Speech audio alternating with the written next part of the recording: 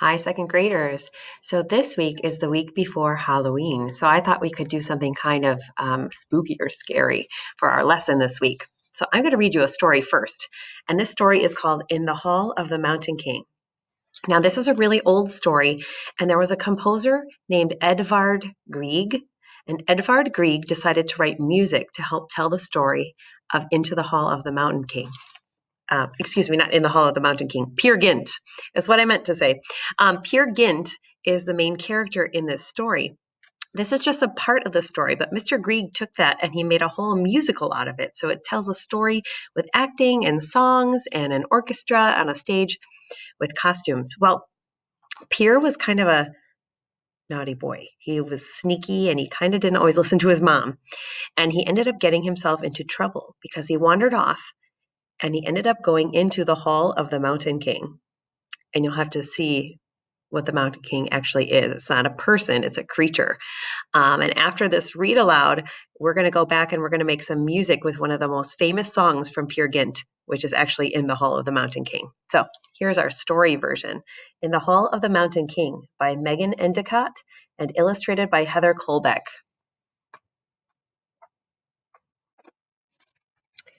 There once was a little boy named Peer Gynt. He was a very bad boy. He stole things, played tricks, and never helped his mother. Peer would often spend time in the woods near his house, exploring the two mountains nearby for treasures. His mother always told him about the dangers of the mountains, but he never believed her. Each day, Peer's mother told him that he needed to be home before sundown.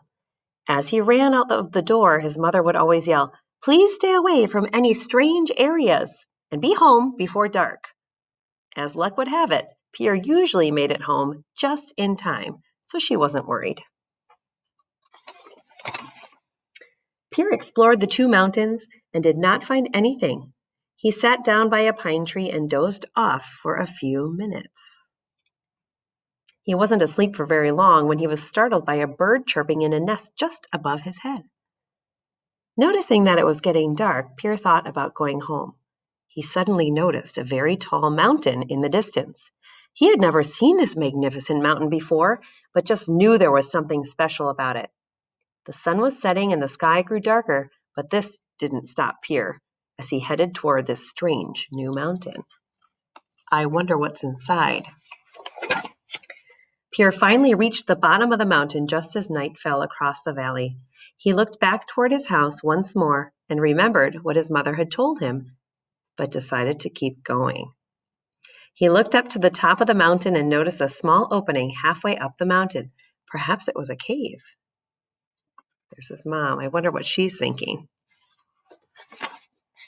Sure enough, Peer did see a cave. His excitement made him run straight up the side of the mountain through the thick, twisted brush right to the cave's entrance.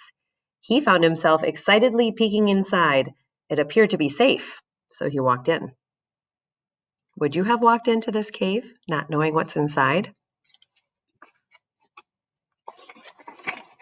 As he walked, he began to notice the walls getting closer and closer. They pushed so close that his arms were brushing against the cold rock. Then the opening began to shrink. Now he was crawling on his knees. But this did not stop him. The cave continued to get smaller and tighter. He was now on his stomach, slithering slowly to the center of the mountain. Just when he was afraid he was going to have to turn back or get stuck in the cave forever, the tunnel suddenly opened up into a very large room. It looked like a grand hall of some sort. There he is. The room was absolutely beautiful. Surely I will find treasures in this wonderful room, thought Peer to himself. Peer began to walk down the hall, looking in every corner and checking every crack. As he tiptoed through the hall, he heard a soft sound. He stopped to see where it was coming from, but as he looked around, he saw nothing. It must be from my imagination, he thought as he kept moving. But there the sound was again. This time he felt pretty sure he heard tiny footsteps of something very small following him. He decided to walk a little faster, but the faster he walked, the faster the noise moved. Something was definitely following him.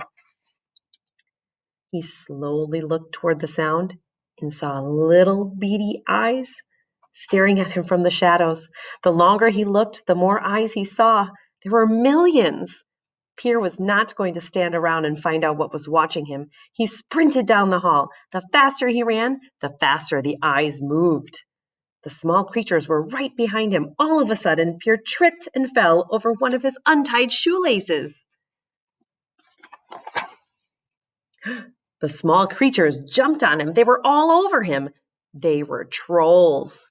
They had little beady eyes. They were small and green with bumps all over. Pierre just knew it was the end when suddenly there was a loud boom. The small trolls froze in place and began to tremble. Then another boom. The sound was getting louder. That means that whatever it is still getting closer. At the end of the hall, a small ray of light appeared. As the glowing light grew brighter, a large creature came into view. It was huge and disgusting. It was the Mountain King. The trolls scurried away in fear, quickly and quietly. Pierre lay there trembling, unable to move. The Mountain King stopped and began to speak. As he spoke, his voice boomed through the hall. "Now that you've been caught, you must marry my daughter, the troll princess, and remain in the mountain as a troll for all eternity." How do you think Pierre felt about that? Pierre was afraid, but he began to think to himself, if he did marry the princess, he would have all the king's treasures. Pierre was a naughty child who was always seeking money and riches.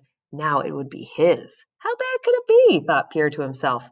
The Mountain King picked up Pierre and threw him into a room with his grand throne. The Troll King warned that there was quite a difference between a troll and a man. The people in your home village, men who live there under the shining sky, say, "Man, to yourself be true," while here under our mountain roof, we the trolls say, "Troll, to yourself be enough."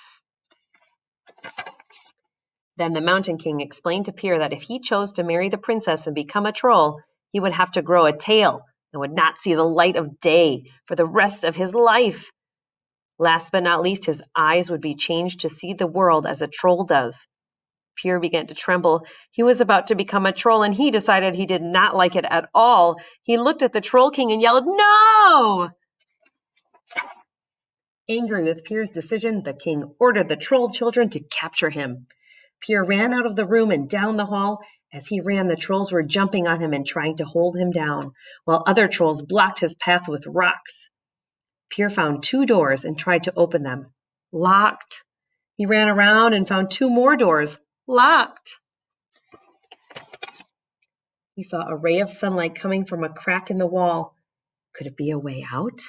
The trolls were grabbing onto him and he didn't know if he would escape. Do you think he's going to make it? I guess we'll see.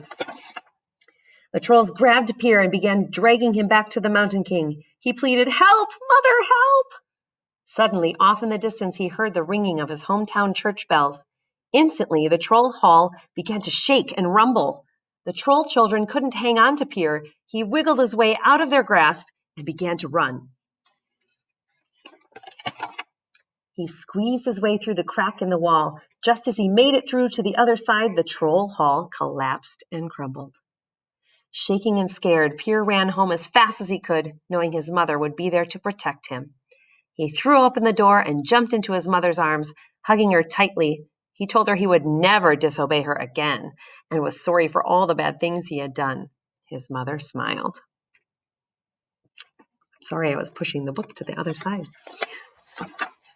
The end. So that is part of the story of Peer Gynt, and the part of that story is in the Hall of the Mountain King. So in your assignment, you're going to go back to Seesaw, and we're going to do something with the music for this. And now, the music, what you're going to hear is it starts out quiet and sneaky, and it's the part of this story where the Mountain King, or where Pierre is first getting into the Hall of the Mountain King, and all of a sudden those trolls start sneaking up on him slowly and quietly, until they run and chase him right out of the cave. So I think you're going to hear that in the music where it starts slow, which is largo in music, And it's also very quiet, which is piano. And it gets louder and louder and louder and louder, which is forte, or crescendo means to get louder. And then it also gets faster, which it goes all the way up to presto, which we've talked about in years past. I hope you enjoy the music by Edvard Grieg in the Hall of the Mountain King.